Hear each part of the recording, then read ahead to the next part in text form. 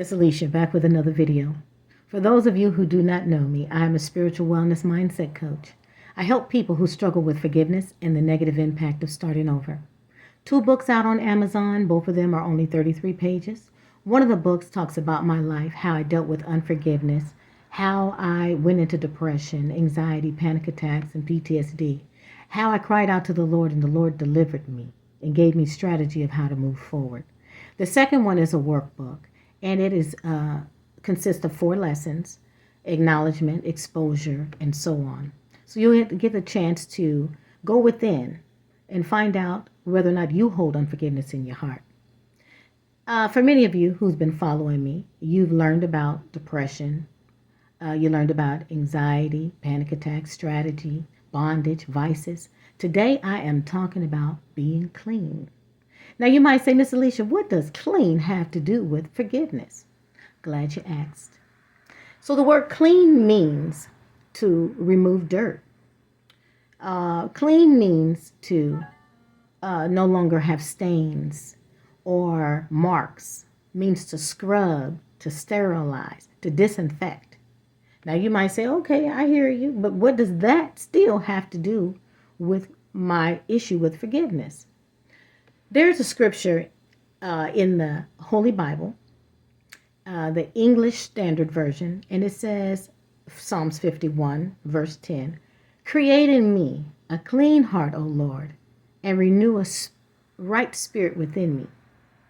Now, think about when you were kids and you've been outside playing in the dirt, just out there, just getting into stuff.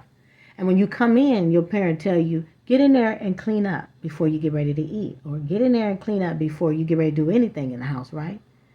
And so you go in there quickly, run in there, go rinse your face off and maybe throw on a different shirt, and you come on out. And your parents say, did you clean? Yeah. What did you clean? I washed my face. And you say, if you don't get back up in there and clean like you're supposed to, go in there and wash your hands. I know you've been touching stuff, okay? Now, that's the same way with us. When we deal with a slight, when we've went through something, okay? We think that we are cleansed from it because we have a heart, a mind, and a soul. Now, in our mind, it plays tricks on us, and we believe, yeah, I forgave him, yeah, I let it go.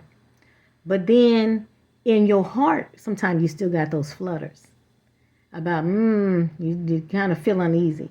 And then your soul, you feel a little heavy, a little burdened, okay? Now, the cleansing part means you really got to go within and cleanse that area. You got to scrub. You got to put in work, because if you don't, it's going to stay there. So the same way with the kid, when you go and wash your face, it's like you can't half do it. You got to go and clean the parts that's really been used. And that is our heart, our mind, our soul. We need to cleanse those areas. And sometimes we personally can't do it. So we go to the Lord and ask the Lord, please, Lord, create in me a clean heart and renew a right spirit within me, because my spirit is low. You understand? Now you might say, Miss Alicia, I'm not the one who dirtied up my spirit. They did it, or he did it, or she did it, right? I'm not saying that they didn't. I'm just telling you the end result. It may be dirty. Your thoughts may now be congested, clogged, and you need to be able to get things moving again. You need to plunge it, okay? Plunge it. And you need to get things moving so that these great ideas can come back or start, and so that you're able to move forward. I want you to think about that today. Yeah, I need to be cleansed.